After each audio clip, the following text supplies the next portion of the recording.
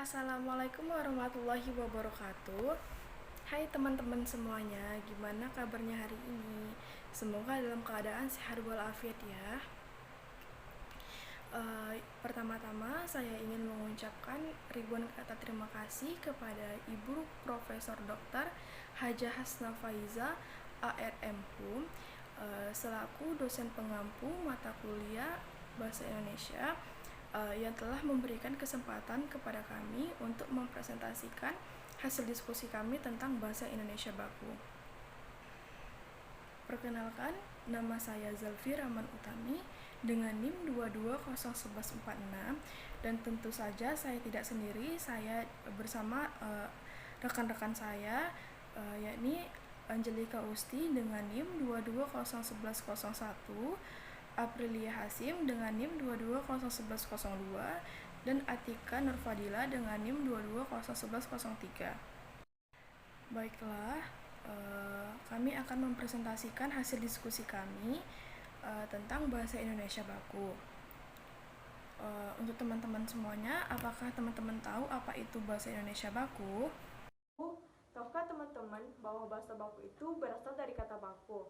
Nah, kata baku sendiri ialah kata ataupun pengucapannya sesuai dengan PUEBI. PUEBI itu sendiri adalah Pedoman Umum Ejaan Bahasa Indonesia. Nah, kata baku ini biasanya kita gunakan dalam situasi formal. Contohnya, saat kita berpidato, kita wajib menggunakan bahasa formal.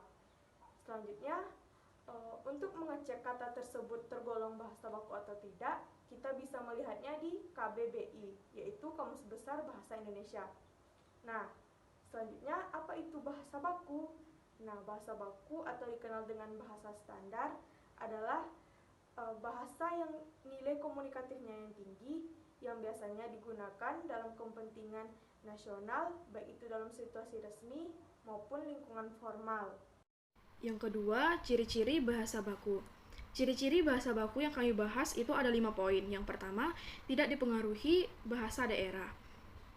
Contohnya, buku ini bagus sekali, itu adalah bahasa baku. Dan buku ini bagus pisan, tidak baku. Atau wanita itu cantik sekali, itu baku. Dan tidak bakunya, wanita itu rancak bana. Lalu yang kedua, tidak dipengaruhi oleh bahasa asing. Maksud dari bahasa asing di sini bukan bahasa Inggris atau bahasa-bahasa dari negara lainnya. Maksudnya itu adalah penambahan kata bantu dan pertukaran posisi yang menyebabkan perbedaan makna. Contohnya, saya pergi ke kantor tempat ibu bekerja. Tempat adalah bahasa baku.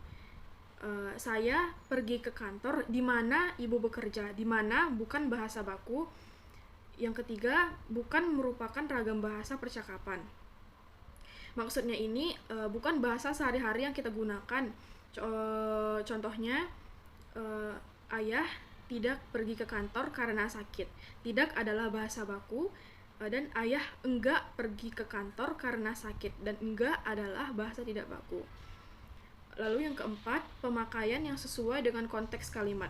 Konteks itu adalah keadaan yang sedang terjadi untuk menambah penjelasan. Contoh kalimatnya adalah, rumah paman lebih besar daripada rumah nenek. Itu adalah kalimat bakunya. Yang tidak bakunya, rumah paman lebih besar dari rumah nenek. Daripada adalah kalimat baku dan dari adalah kalimat tidak baku. Yang kelima, tidak mengandung makna ganda atau tidak rancu.